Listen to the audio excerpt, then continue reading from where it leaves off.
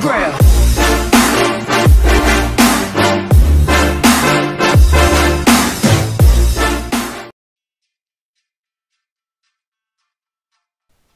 Hello everybody, it's BORO, and for today's Borotalks, I'm going to be talking about the modern music industry. So, the generations before, we had great music, we had bands such as AC/DC, we had the Beatles, we had Nirvana, and the fan base was so much bigger. Also, if you went to concerts at the time, if you went to see Queen, Freddie Mercury was just one of the best. Freddie Mercury would put on one of the best performances of a singer-artist that you would ever see in your entire life. Back then, music had way more meaning. There was no internet. You just like bought the album. You were really like, it was so beautiful, and you could share it with your friends. You could go to parties. The music was just blasting off, and I think that sort of fun nowadays is just inexistent. Then there's the king of music, Michael Jackson. He's probably one of the best dancers the world has ever witnessed.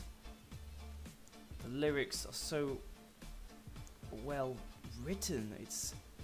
You just don't see that nowadays. Problem with the music industry, the record labels and all, well, it started off in the 50s and it's still going on today, a bit less now.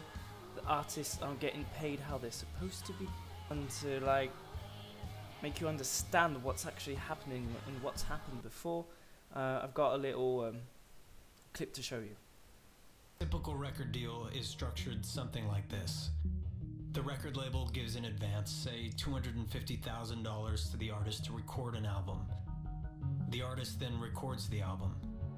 Suppose that the album sells 500,000 copies at $10 each, yielding $5 million. The record label then takes their cut out of the $5 million, typically 85% of the total sales, leaving the artist with $750,000. But before the artist receives any payments, the label first deducts the advance. In addition, the record label recoups other costs such as recording costs, half the promotion costs, half the video costs, and tour support. This leaves the artist $425,000 in debt to the record label. And then this debt gets carried on to the next album, and the next album. Not only that, but the artists nowadays are just so crazy. They're trying to do like publicity stunts to get views, or use their bodies shamelessly to get people to watch their content, to listen to their music, buy their albums, buy their CDs, promote their stuff. You've got people like Lady Gaga, who just puts on a meat dress like out of the blue. But luckily for us, we've still got people like Beyonce. Remember her performance in the Super Bowl a few years ago? She's just such a real figure for black people, for anybody, for women. And that's the sort of thing we like to see. We haven't, I mean, in the 21st century, she's probably one of the best figureheads we could have. And what we tend to see as well, more and more these days, is that artists that aren't necessarily physically like imposing or really beautiful, like Ed Sheeran. He's getting a lot of praise. He does great music, so now people are starting to actually comprehend the lyrics. And then again, a good example would be Lucas Graham, who came on the stage like a year ago.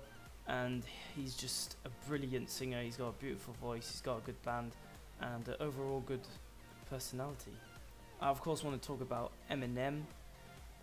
There are a lot of rappers usually talk about money, but Eminem is a one-in-a-lifetime artist who talks about his family, about problems, things that we can like relate to. And to finish off pretty positively in this It's the Grammys that have existed for like 60 years now. It's a bit biased, of course, but I was really happy to see this beautiful scene from an exchange between artists with Beyonce and Adele. Adele, who's, wow, how she revolutionized music with her 21 album and even with a 25 album. So beautiful. Have a look at this Grammy acceptance speech. Stand up for themselves, and I love you. I always have, and I always will. Grammys, I appreciate it. The Academy, I love you. My manager, my husband, and my son. You're the only reason I do it. Well, that's the end to my video. I hope you enjoyed it. I'm BORO, and thank you guys for getting me to 300 subscribers, and I really appreciate it. So I'll see you in the next one. Bye.